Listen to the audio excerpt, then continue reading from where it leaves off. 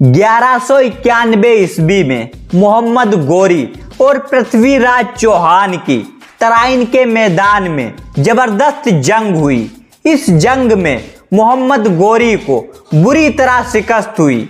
मोहम्मद गोरी का लश्कर जान बचाकर मैदान जंग से भाग गया। मोहम्मद गोरी ने अपनी शिकस्त का बदला कैसे लिया, क्या है तराइन की दूसरी जंग की कहानी। मैं हूं वकील खान। इल्मे तारीख की हिस्ट्री ऑफ इंडिया सीरीज में हम आपको यही सब बताएंगे।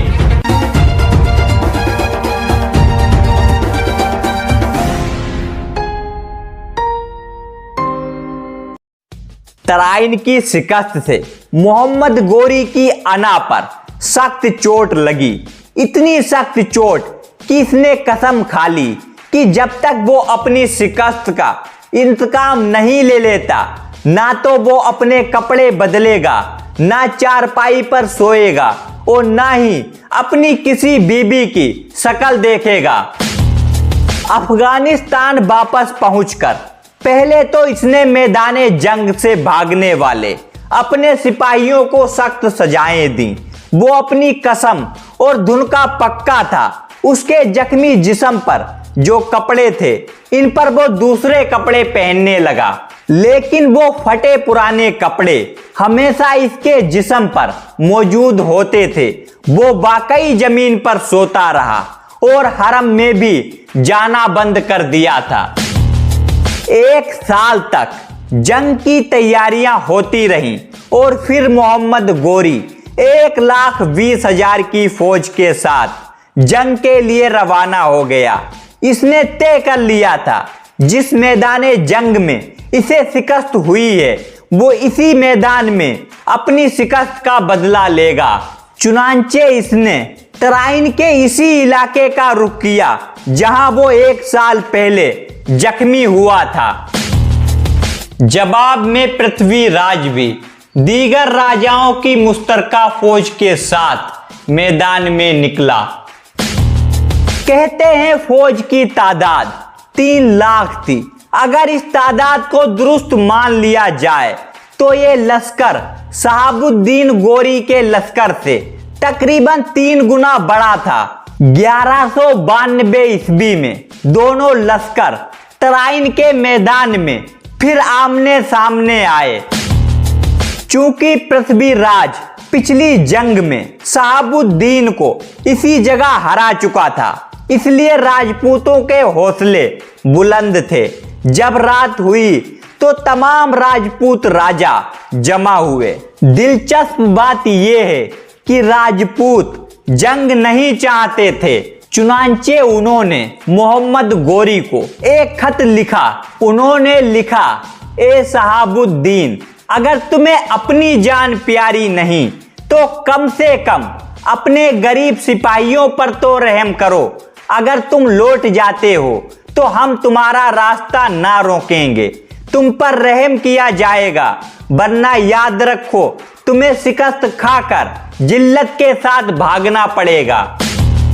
खत पढ़कर मोहम्मद गोरी ने तहम्मुल से काम लिया और जवाब में लिखा कि वो वापस जाने के लिए तैयार है, लेकिन चूंकि वो खुद सुल्तान नहीं है बल्कि इसका भाई गियासुद्दीन सुल्तान है, इसलिए वो अपने भाई से इजाजत लेकर फिर सुलह की बात करेगा। इस जवाब से राजपूत राजा खुश हो गए कि फौरी जंग टल गई है। इसी खुशी में उन्होंने जश्न मनाना शुरू कर दिया। उन्हें कानो कान खबर ना हो सकी कि शहाबुद्दीन रात के अंधेरे में अपनी फौज को जंग के लिए तैयार कर रहा है। जब सुबह हुई तो राजपूत रात भर के जश्न की थकान और नींद से बेहाल थे, लेकिन उधर अफगान फौज ताजा दम जंग के लिए तैयार खड़ी थी। अब राजपूत घबराए और जल्दबाजी में अपनी सफबंदी की, जिसका इन्हें नुकसान उठाना पड़ा। जब जंग शुरू हुई तो अफगान फौज राजपूतों से ज्यादा मुनज्जम अंदाज में लड़ रही थी। फिर भी शाम तक जंग का कोई फैसला नहीं हो सका। लेकिन मोहम्मद गोरी ने 12,000 फौजियों को रिजर्व में रखा हुआ था ताकि जब दुश्मन थक जाएं तो वो इस पर टूट पड़ें।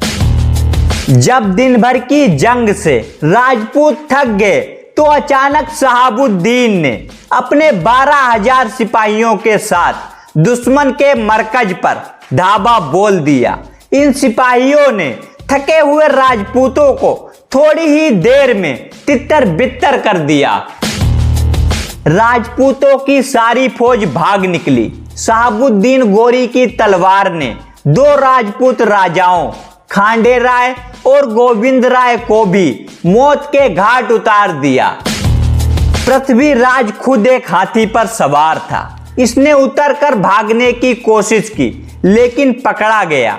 बाद में पृथ्वीराज को कैद नहीं बल्कि कत्ल कर दिया गया।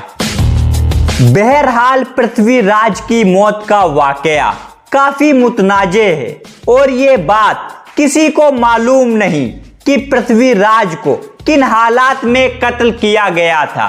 कुछ इतिहासकारों के मुताबिक पृथ्वीराज को इसके दारुल हुकूमत अजमेर ले जाकर कत्ल किया गया था, क्योंकि तराइन की फतह के बाद दिल्ली और अजमेर पर मोहम्मद गोरी का कब्जा हो गया था। तराइन की जंग के बाद मोहम्मद गोरी ने 1194 ईस्वी में राजा जयचंद्र को हराकर बिहार तक का सारा इलाका जीत लिया था। फिर वो गजनी लौट गया। इस दौरान इसके भाई गियासुद्दीन का इंतकाल हो चुका था। इसकी जगह पर शहाबुद्दीन को सुल्तान शहाबुद्दीन मोहम्मद गोरी के नाम से गजनी के तख्त पर बिठा दिया गया। लेकिन जब सुल्तान अफगानिस्तान चला गया तो हिंदुस्तान में इसके इंतकाल की अफवाह फैल गई।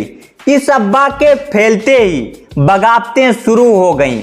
इनमें सबसे खतरनाक बगावत खोखरों की थी। ये खोखर दरियाए चिनाब और दरियाए झेलम के दरमियानी हिस्से में आबाद थे।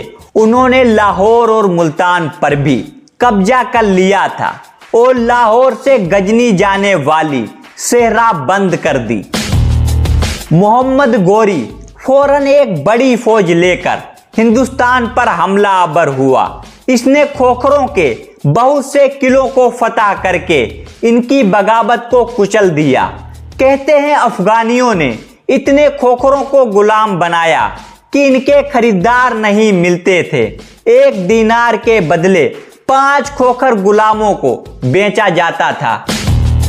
खोखरों की बगावत को कुचलने के बाद सुल्तान ने गजनी वापसी का सफर शुरू किया।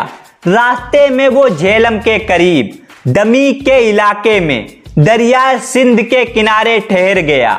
लेकिन इस जगह 15 मार्च 1206 ईस्वी को 20 खोखरों ने पहरेदारों से नजर बचाकर सुल्तान के खेमे पर हमला कर दिया। सुल्तान को चाकू के 22 जख्म लगे।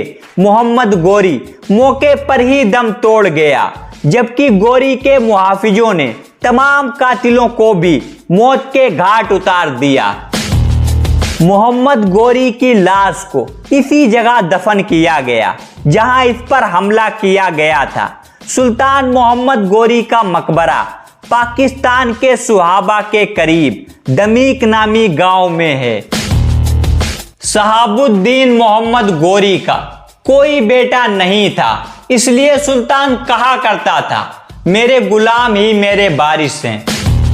चुनांचे सुल्तान के कत्ल के बाद ऐसा ही हुआ। सुल्तान का गुलाम कुतुबुद्दीन ऐबक दिल्ली का सुल्तान बना और नसीरुद्दीन कबाचा मुल्तान का सुल्तान करार पाया। बाकी सल्तनत पर भी मोहम्मद गोरी के गुलामों की सल्तनत कायम हो गई। दिल्ली के नए हुक्मरान चूंकि सुल्तान शहाबुद्दीन के गुलाम थे, इसी मुनासिबत से इन्हें खानदाने गुलामा कहा गया। कुतुबुद्दीन ऐबक कौन था? एक गुलाम से लेकर दिल्ली सल्तनत तक का सफर उसने कैसे तय किया, ये सब बताएंगे हिस्ट्री ऑफ इंडिया की अगली किस्त में।